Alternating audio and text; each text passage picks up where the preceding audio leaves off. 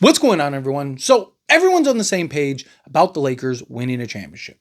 Luka Doncic has talked about how he wants to win now, and he expects to win now, and he wants to be a perennial title contender. He wants to be in contention every year. It helps when you have one of the best players in all of basketball. The other thing is LeBron James. He has made it clear, or Rich Paul, I guess, has made it clear that, like, hey, LeBron wants to win. That's his main focus. He wants to win, and he wants to win now because his days are limited. He's very limited in what he can do as far as like years left in the league, right? And then you have Rob Pelinka. And Rob Pelinka did a whole video about it, talking about how Rob Pelinka talked about how, no, they are in win now mode. They are in win championship mode, that every year they're in championship mode, right? And that, he's looking for the type of moves and looking for the opportunistic type of trades, but wants to have options going forward. And he talked about the new CBA and all that stuff. Again, I did a whole video about it.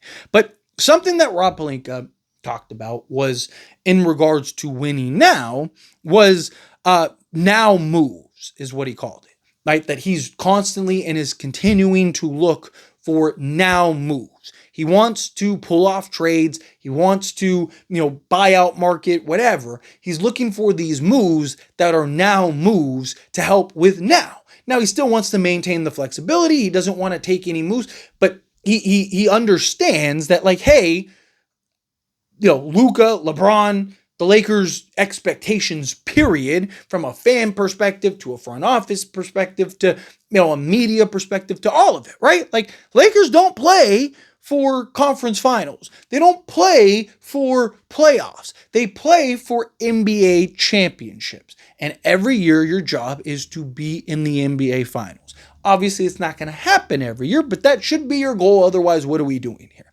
right?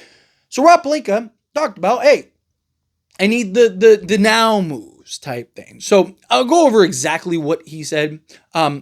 And we've been very intentional with keeping our optionality to make now moves if there's good now moves to make, or to have a sort of our flexibility in the future. I say all that the optionality is there for us to use now if the right move comes along. So he's saying, right, like, hey, the optionality, we want it. We want the options for now and the future. We want the future flexibility. But if a move is there now, we'll take it, right?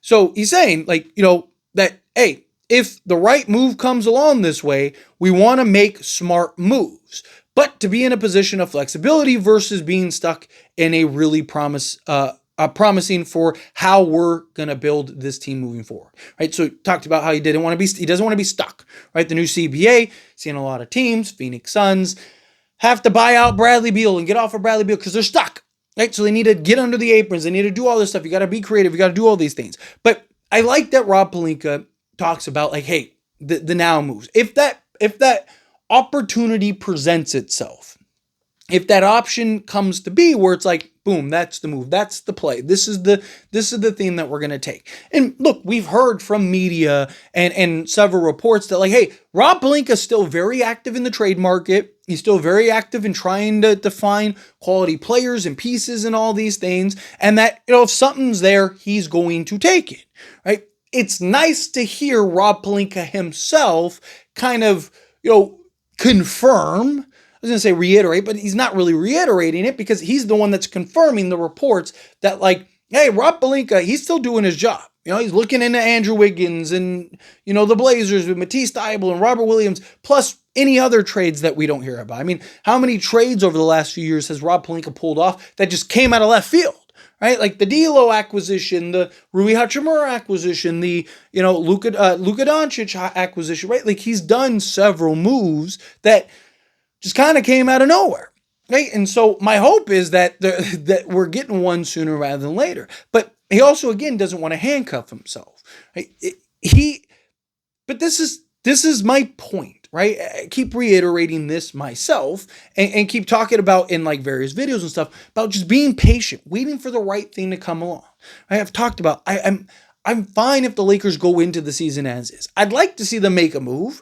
Right? I'd like to see them kind of get an idea of, like, what the vast majority of our roster looks like. But even our assets, they're appreciative assets. the closer we get to the trade deadline, the more value that Rui and Max, or Gabe Vincent and Maxi Kleber and these guys are going to have. These guys are going to have tremendous value at that point because you're going to have teams that didn't be mindful of the optionality, didn't or weren't mindful or made moves previous to the new CBA or whatever that are going to want to get off of things and make decisions. And so the Lakers can now go make those moves. Right? He wants to keep and maintain the flexibility going forward, which is beautiful. Okay, great. Love to hear it. Love to see it. But, I've talked about, I don't want to see Rob Pelinka take his foot off the gas. Right? My biggest concern is now that you got Luka locked up, now that you got everything, yeah, he's saying all the right things. He's, hey, we're trying to win now. The goal is now, right? We're trying to make now moves and, maintain flexibility and optionality and all this stuff. And he's using all these words. Love it. Excited. Glad to hear it. But actions speak louder than words. Again, that doesn't mean you go run and make the first trade that you see. Doesn't mean that you jump the gun on trades.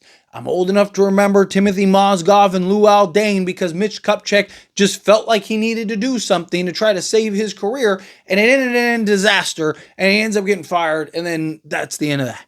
Right? So if I'm Rob Pelinka, stay patient. Let your patience continue to pay off. Your patience has paid off these last few times. Find those opportunistic moves. Find those opportunistic trades. Right? There's always going to be somebody somewhere that is going to be willing to give you what you need at the price that you need it.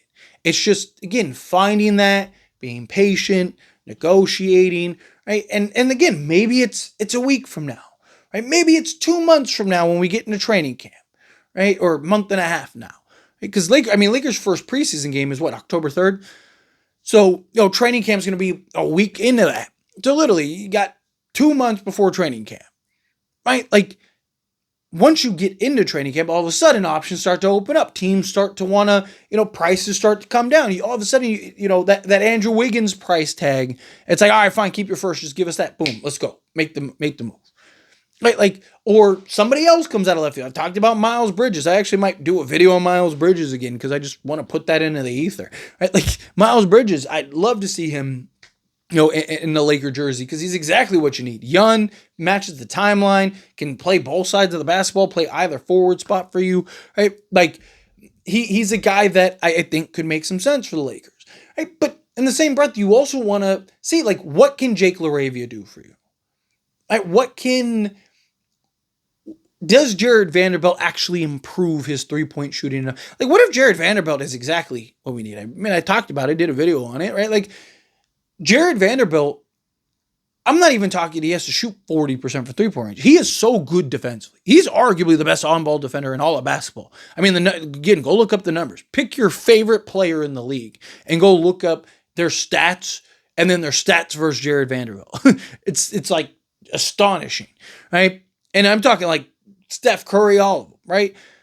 But my point is, like, he's 34% three-point shot away from being exactly what this team needs, right? Like, serviceable knockdown three-point shooter that he also needs to work on finishing around the rim, work on his hands, but even just to be able to catch and shoot, knock down the three ball with some consistency, I mean, could do wonders for this team. What does a dude Thero look like, right? Like, I'm not expecting him to be the starter or anything like that, but does he, like, play a significant role?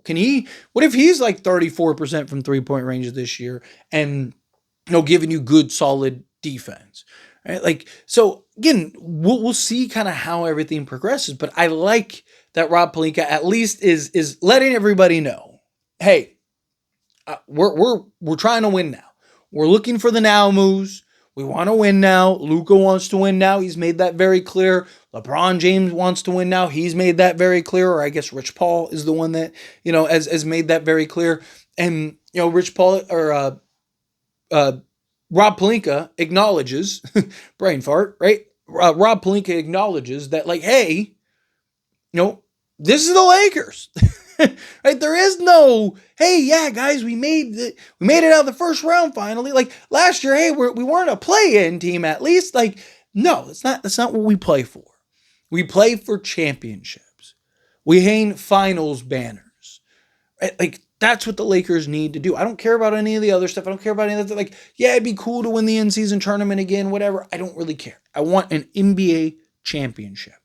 I want to see Luka get his first, LeBron get his fifth, and the two of them, just being a match made in heaven. And we're talking about, like, should LeBron stay? What do the Lakers do? Like, I want the problem of, like, do we just run it back entirely or do we upgrade in areas, right? Like, that's what I want. I want that conversation. And I'm hoping that Rob Pelinka continues to keep his foot on the gas, stays diligent, right? Don't get, again, there's very fine line between, patience and aggressiveness, right? And not everyone can find that line. Because it's very thin. It's a very fine line. But if he can find that balance, that would be very huge for the Lakers. But anyway, as always, this is a discussion. I pass the question on you. Let me know your thoughts and opinions down in the comments. That being said, if you haven't liked this video, hit that like button. Helps me a lot. So we enjoy these types of videos, and I truly appreciate it. Not subscribe channel, hit that subscribe button. Turn on the bell notifications. Appreciate y'all. See you in the next one. Thank you.